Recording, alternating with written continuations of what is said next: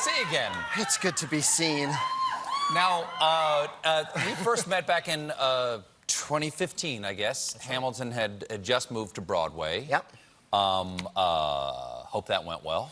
Now, now it's in the UK. Yeah. What's that like? How do they receive this musical? You know, it's funny. They were all very like, you know, we don't know American history. I don't know how it will play. And I was like, we don't know American history.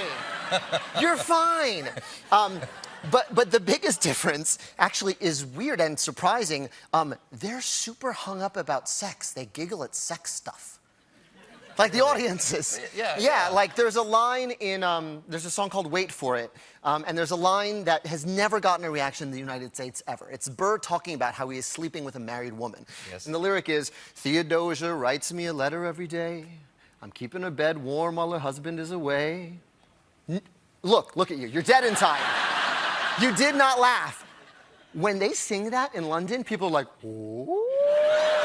It gets this huge reaction. Sure. It's really very, it's like very, it's super Eric Idle, wink, wink, nudge, nudge. Exactly. And then when he goes, Theodosia, she's mine, they're like, whoa! I mean, it's really funny. Well, I mean, obviously, you know, Aaron Burr is sort of the anti-hero of this, but the real villain is, and a wonderful villain, is George III. He's everyone's favorite. And how does it play over there to see one of their kings really openly mocked in this fantastic performance? Yeah, I was a little nervous because I sat next to Prince Harry and Meghan Markle while they... Is that this night? Yeah. So there's my lovely wife, Vanessa. Okay. And you know, that's his 6th great-grandpa. Direct descendant. Direct descendant. We're sitting in a theater named after his 4th great-grandma. Wow. The Royal Victoria Palace Theater. But it played really well, and he sort of married into the family. So, you know, he married an American, and she'd seen the show before, so it went really well. But they dig it. And they love to take the out of the royal family. They do.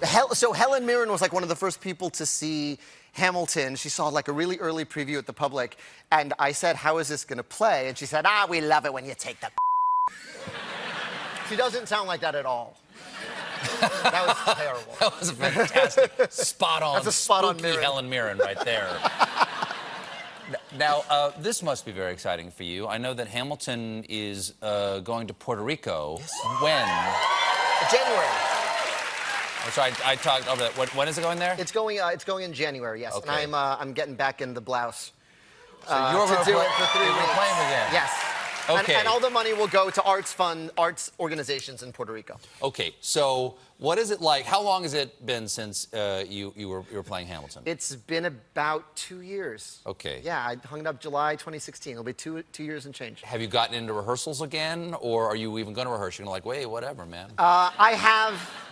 I have about a week and a half, 2 weeks of rehearsals. The company, which is a new company, which will then tour in the States, will have the full 6 weeks rehearsal. I will have about a week and a half.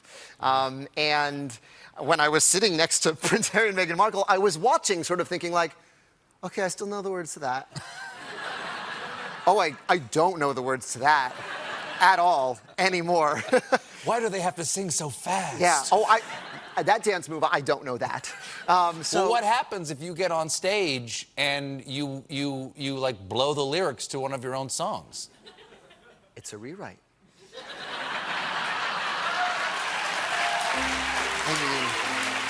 Improv. It's canon. That's a change. That's from the author. That's a change.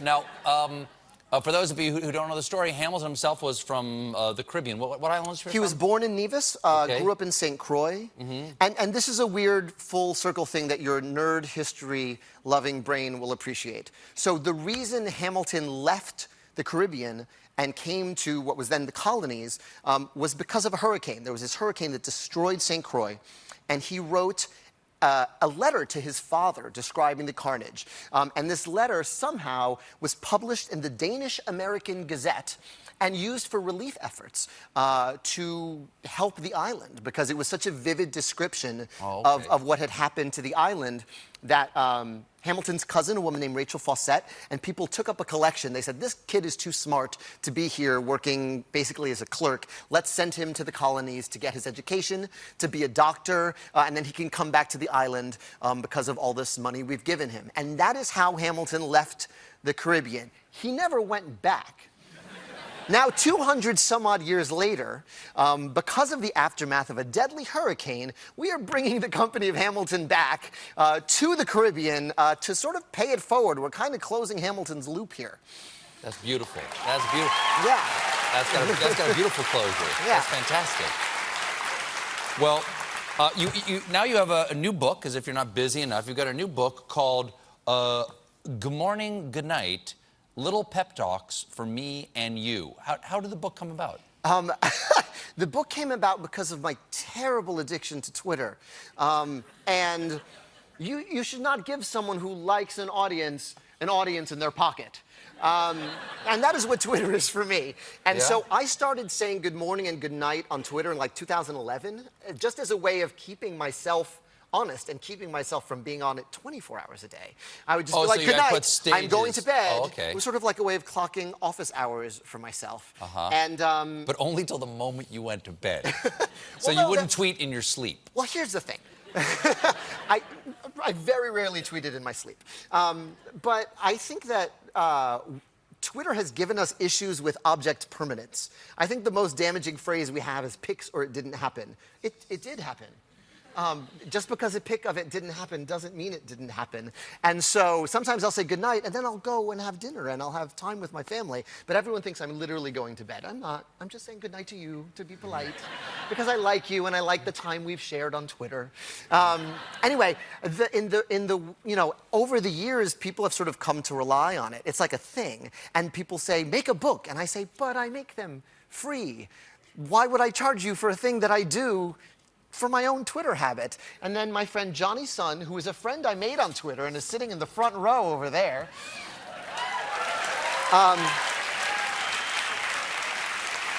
he said, but Lin, people like holding things. People like something they can hold. Sure. And that sort of touched my heart, and so we made a book. And you do the illustrations in these? Yes. Do I have a shot right there? These are gorgeous. These are beautiful illustrations. They're very simple, but very beautiful, of sometimes of the themes of the good morning and the good night. Yeah. Like you'll answer yourself at the end of the night of what you said that morning. Yeah, I write musicals, so I'm always about sort of the reprise of the thing. I always have to bring it back around. That sort of started happening over the course of writing them every day for 5-6 years. Tell me about this good morning and this good night. What is the origin of this one here? This is really beautiful. Well, what's interesting is the weird side effect of this is the closest thing I've ever had to a diary. And this was written the morning of we all learned about Anthony Bourdain's passing, which hit all of us in different ways. I remember reading No Reservations. I remember reading his book right out of college, and just it changed the way I thought about food and about the restaurant, and then sort of following his career. And I was heartbroken to learn of his passing. Never met him. A lot of people who never met him were really mourning online. And so I wrote this. Would you mind reading this for us? Sure.